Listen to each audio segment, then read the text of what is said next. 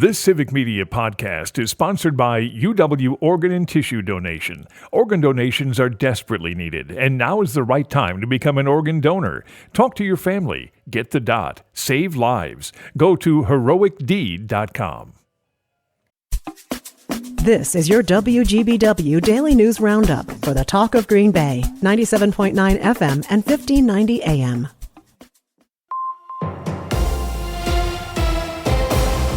For 97.9 WGBW News, I'm Lisa Hale. The Wisconsin Public Service Commission voted last week to approve rate increases in 2025 and again in 2026. Preliminary estimates show the average residential We Energies customer will pay about $17 more for electricity and between $4 and $9 more for gas per month by 2026. The average WPS customer will see rates go up roughly $12 for electricity and $4 for gas over the same time period. The Public Service Commission expects to finalize the rate increase amounts by the end of this year. The disappearance of a Watertown kayaker and the subsequent search of Green Lake has now evolved into an international investigation. Civic Media's Stuart J. Waddles reports. Authorities now suspect Ryan Borgwart faked his own death and escaped to Eastern Europe. The Green Lake County Sheriff says Borgwart's passport was checked in Canada the day after he went missing. Investigators now say they've found suspicious financial activities and communications with a woman in Uzbekistan. The sheriff's office is considering potential charges. I'm Stuart J. Waddles. If you visit Brown County parks, make a note. Some will be closed during Wisconsin's gun deer hunting season.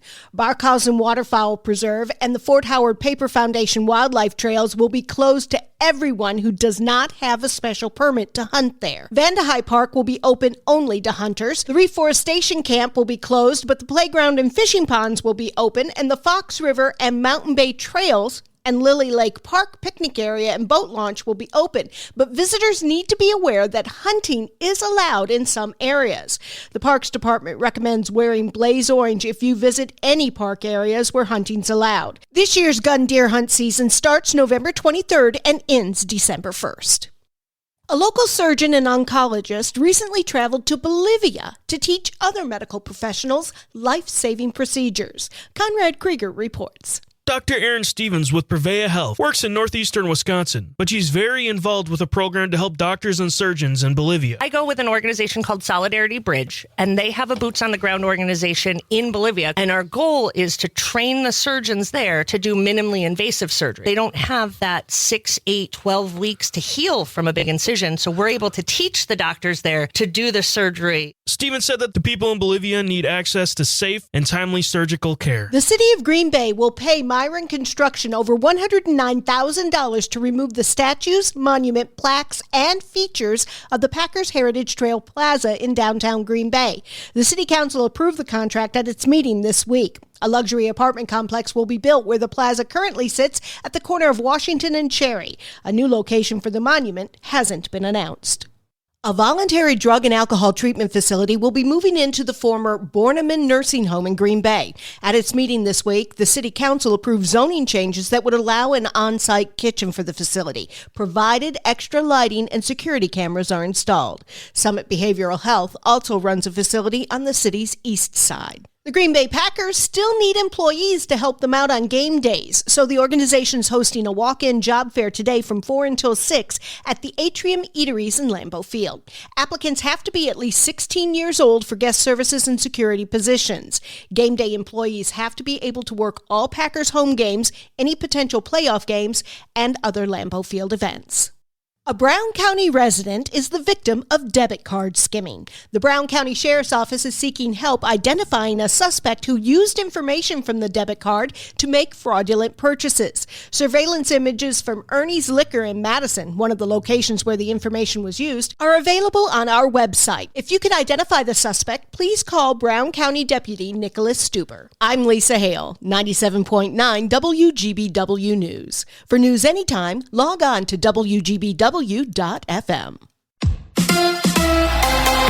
It's Packers and Bears week. Hi, I'm Mike Clemens with sports. The Packers held practice getting ready for the Bears in Chicago Sunday. Even though the Packers have beat the Bears 10 times in a row, I asked Jordan Love if there's still a rivalry. Definitely. No, we know the history of the game, and it's definitely, I think it's special to be a part of it. A rivalry that's been going on, the oldest rivalry in football. In Chicago, Bears head coach Matt Eberflus fired his offensive coordinator. In the past 48 hours, working through some things and obviously released Shane Waldron. What I'm looking for the offense is creativity, working the guys into open positions on the field. And that takes creativity, but it takes everybody. Pass coordinator Thomas Brown promoted to offensive play caller. NBA, the Bucks with a 127-120 win in overtime against the Pistons. Damian Lillard out with a concussion. Giannis with 59 points. Not only did Giannis have to score, he actually had to be a point guard as well. That's Doc Rivers with Sports. I'm Mike Clemens.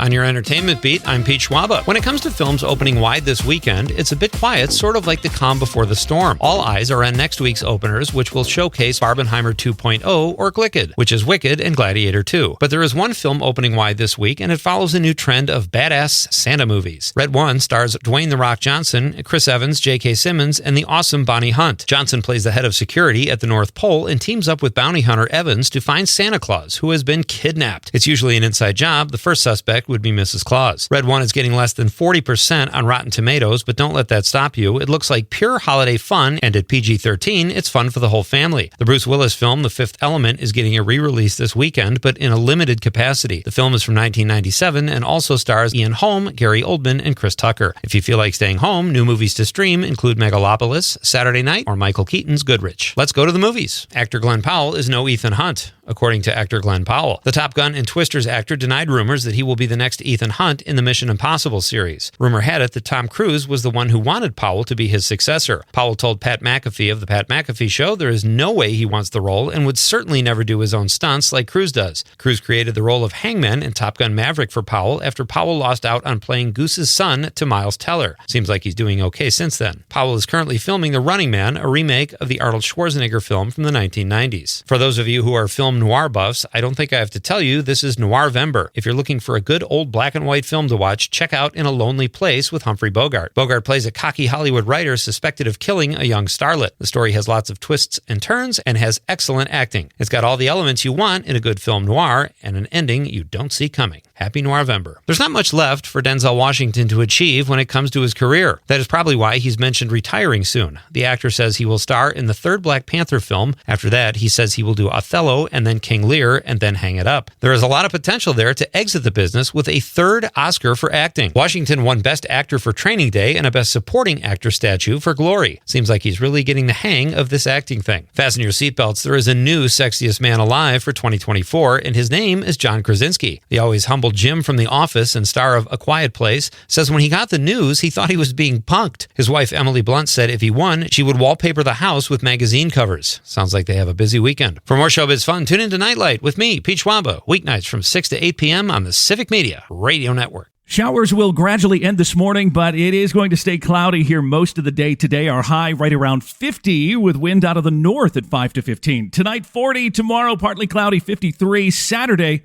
mostly cloudy, 54. Showers, 57 on Sunday. I'm meteorologist Sean Cable. Right now, it's 48. That's your WGBW Daily News Roundup from Civic Media. Subscribe to this podcast on Spotify, Apple, or wherever you find your podcasts. Find more news at WGBW.FM. The national news cycle never stops, but it can be hard to find news about your local community. Civic Media is dedicated to providing quality local and state news coverage across Wisconsin. With the Civic Media app, you can get notifications about local stories that matter to you and your community. Find the free Civic Media app in your phone's app store and choose notifications from the menu to tell us what kind of news you want to hear about.